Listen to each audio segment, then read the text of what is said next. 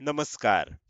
Share market Marathi या YouTube चॅनलवर आपल्या सर्वांचं हार्दिक स्वागत. आजच्या व्हिडिओमध्ये आपण गुरुवार दिनांक 11 जून 2026 साठीचं इंडेक्सचं विश्लेषण करणार आहोत. मात्र या विश्लेषणाला सुरुवात करण्यापूर्वी मला तुम्हाला शेअर मार्केट मराठीच्या ॲप विषयी थोडक्यात माहिती सांगायची आहे. शेअर मार्केट मराठीचं ॲप आता Android आणि iOS अशा दोन्हीही प्लॅटफॉर्ममध्ये उपलब्ध आहे. हे ॲप तुम्ही तुमच्या मोबाईलमध्ये डाउनलोड करून इन्स्टॉल केलंय का? जर केलं नसेल तर आजच करा. याचं कारण असं आहे की शेअर मार्केट मराठीच्या सर्व सर्व्हिसेस आता ॲपच्या माध्यमातून उपलब्ध करून देण्यात आलेल्या आहेत. यामध्ये शेअर मार्केट मराठीचं फ्री कोर्स, शेअर मार्केट मराठीचा प्रीमियम ग्रुप आणि पेड कोर्सेसचा समावेश आहे. समजा तुम्हाला हे ॲप डाउनलोड करून इन्स्टॉल करायचं असेल तर त्याची लिंक या व्हिडिओच्या डिस्क्रिप्शनमध्ये तसंच कमेंट सेक्शनमध्ये जी पहिलीच कमेंट आहे, पिन कमेंट त्यामध्ये उपलब्ध करून दिलेली आहे. ह्या दोनपैकी कोणत्याही एका ठिकाणी जाऊन दिलेल्या लिंकवर क्लिक करून तुम्ही हे ॲप डाउनलोड करून इन्स्टॉल करू शकता.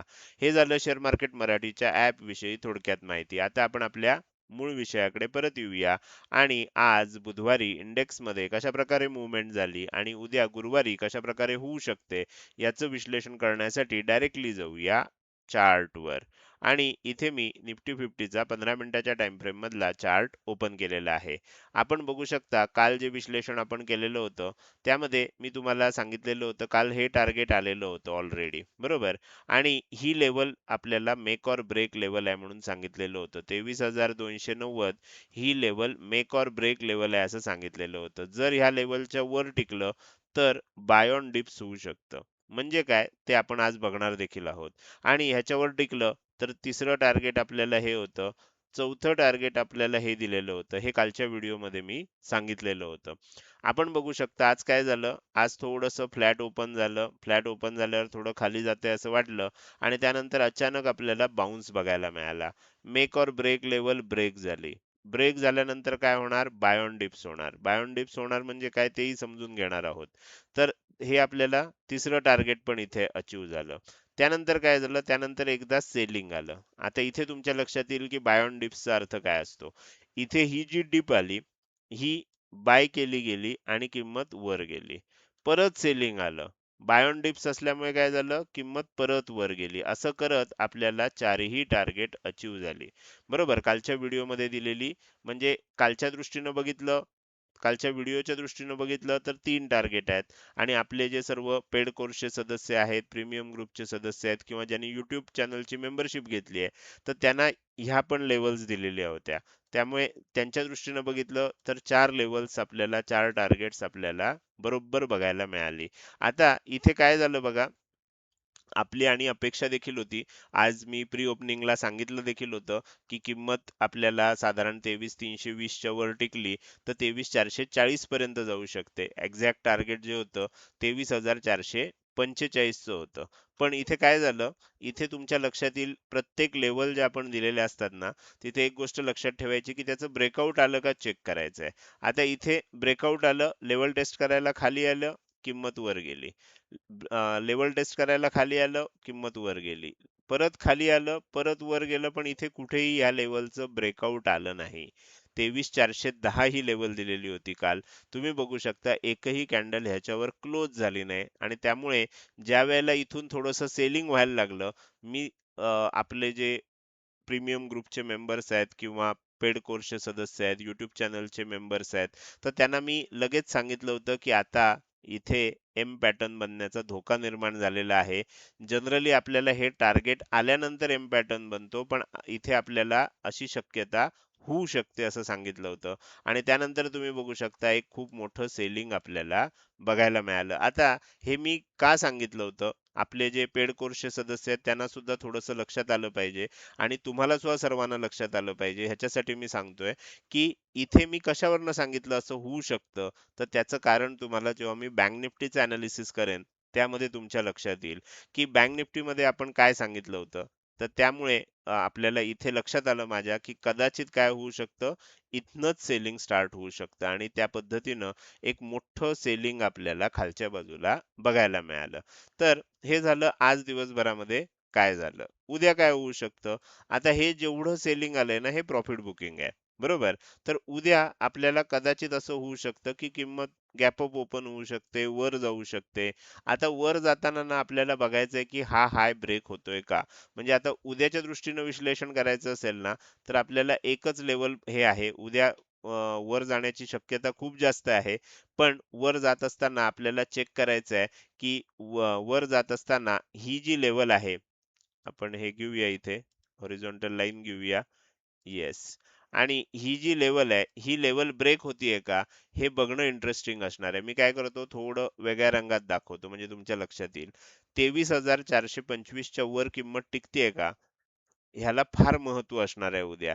कदाचित असं होईल, की किंमत इथपर्यंत येईल, पण आपल्याला पुन्हा खाली जाताना सुद्धा बघायला मिळू शकते. अशी शक्यता आहे. उद्या आता कसं होईल, मार्केट जेव्हा ओपन होईल, तेव्हा पहिली मूव्हमेंट तरी मी तुम्हाला सांगतोय, की पहिली मूव्हमेंट तरी तेजीची होईल किंवा गॅप अप ओपन होण्याची शक्यता आहे. आणि मग काय होईल, तर ते आपल्याला थोडंसं त्याचा स्टडी आपल्याला उद्या करावा लागेल. आत्ता दिसतंय असं, की 60% शक्यता अशी दिसते, की गॅप अप ओपन होईल, वर जाईल.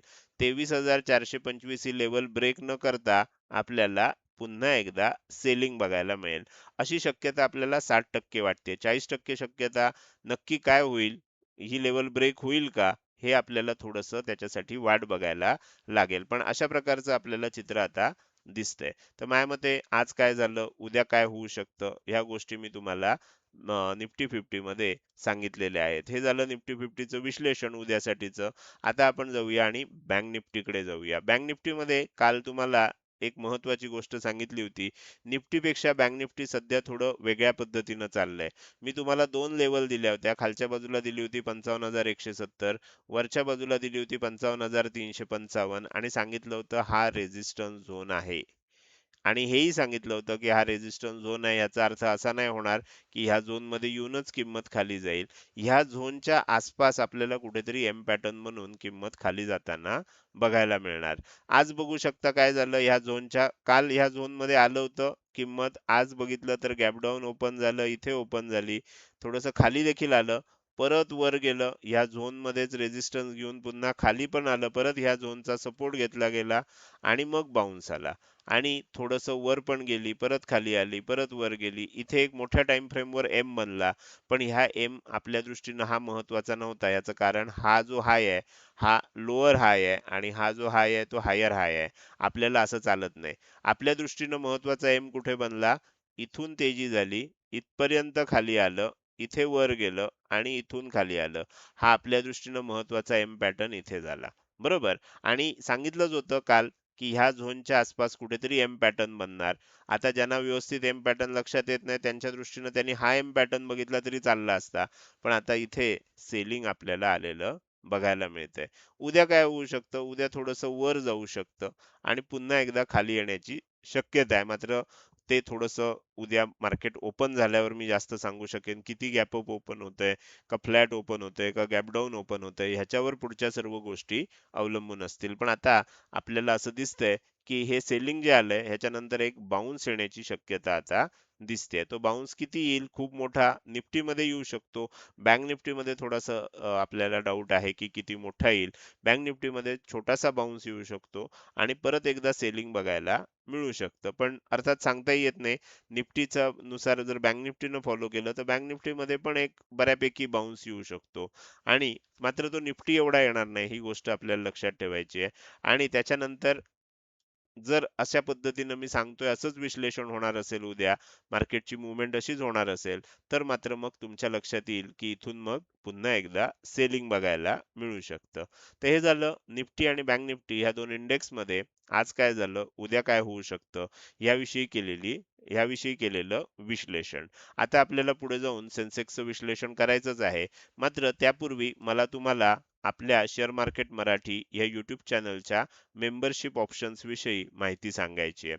आता तुम्हाला लाईव्ह मार्केटमध्ये सुद्धा जर आपल्या मार्केटचं विश्लेषण पाहिजे असेल, तर तुम्ही काय करू शकता, YouTube चॅनल मेंबरशिप घेऊ शकता. त्यासाठी आपल्याला YouTube ओपन केल्यावर आपला चॅनल ओपन करा. आपल्या चॅनलवर सबस्क्राईब बटनच्या शेजारी जॉईन बटन तुम्हाला दिसत असेल. या जॉईन बटनला क्लिक करून तुम्ही काय करू शकता, आपली चॅनल मेंबरशिप घेऊ शकता. याच्यामध्ये एकूण 4 ऑप्शन उपलब्ध करून दिलेले आहेत. पहिला आहे ब्रॉन्झ मेंबर, दुसरा आहे सिल्वर, तिसरा आहे गोल्ड, चौथा आहे प्लॅटिनम.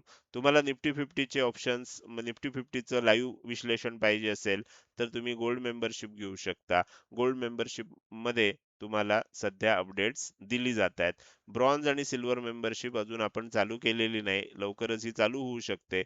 पण सध्या आपल्याला गोल्ड आणि प्लॅटिनम मेंबरशिपच फक्त चालू आहे. यामध्ये तुम्हाला सर्व अपडेट्स दिली जात आहेत. आता जर तुम्ही ह्यापूर्वी आपल्याकडून कुठलाही पेड कोर्स घेतला असेल किंवा प्रीमियम ग्रुपची मेंबरशिप घेतली असेल, तर आता काही दिवसांसाठी तुम्हाला ह्या सर्व सदस्यांना, जुन्या सर्व सदस्यांसाठी आपण मागचे 3 महिने जवळ-जवळ गोल्ड मेंबरशिपची जे काही अपडेट्स असतील ते फ्री ऑफ कॉस्ट आपला जो प्रीमियम ग्रुप आहे टेलिग्रामवर, शेअर मार्केट मराठी प्रीमियम ह्या नावानं आपला प्रीमियम ग्रुप आहे. तर जे पूर्वीचे सदस्य आहेत प्रीमियम ग्रुपचे, त्यांना मागचे 3 महिने आपण हे अपडेट्स इथे उपलब्ध करून देत होतो. अजून काही दिवस देता येतील का? याची माहिती तुम्हाला प्रीमियम ग्रुपवर मिळेल आणि ते अपडेट संपल्यानंतर, म्हणजे मग तिथे अपडेट देणं बंद झाल्यानंतर तुम्हाला पाहिजे असतील तर तुम्ही काय करू शकता, यापैकी कुठलीही मेंबरशिप घेऊ शकता. कुणालाही मेंबरशिप घ्यायची असेल तर कमीत कमी आता गोल्ड मेंबरशिप घेणं योग्य ठरेल असं आपल्याला इथे दिसतंय. आता ह्यापैकी तुम्हाला जर काही शंका असेल, या मेंबरशिप विषयी शंका असेल, तर तुम्ही काय करू शकता, मी इथे तुम्हाला माझा WhatsApp नंबर देतोय.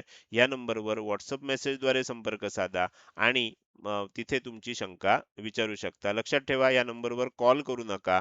साधा कॉल, WhatsApp कॉल, कुठलाच कॉल या नंबरवर स्वीकारला जात नाही. फक्त WhatsApp मेसेजद्वारे तुमची शंका तिथे तुम्ही विचारू शकता.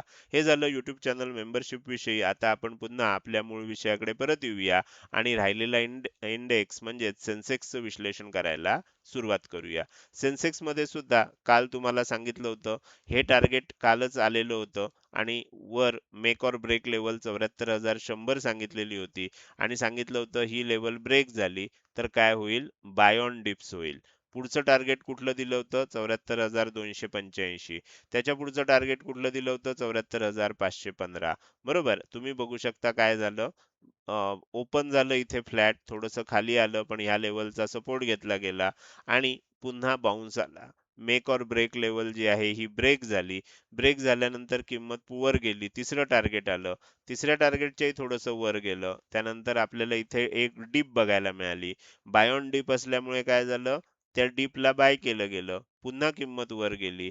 आपलं फायनल टार्गेट आलं. बघा इथे फायनल टार्गेटला किती परफेक्ट रिस्पेक्ट केलाय बघा, की त्यानंतर लगेच सेलिंग पण आलं. बरोबर. परत एकदा ते शेवटची लेवल होती 74,515 ब्रेक करण्याचा एकदा प्रयत्न झाला. मात्र इथे तुमच्या लक्षात येईल की इथे आपल्याला एक हॅमर कॅन्डल बनली, इनसाइड कॅन्डल बनल्यासारखी बनली. एक्झॅक्ट नाहीये इनसाइड, पण इनसाइड कॅन्डल बनल्यासारखी बनली आणि मग त्यानंतर सेलिंग कंटिन्यू झालं आणि पुन्हा आपण ह्या पहिल्या टार्गेट पर्यंत खाली देखील आलो.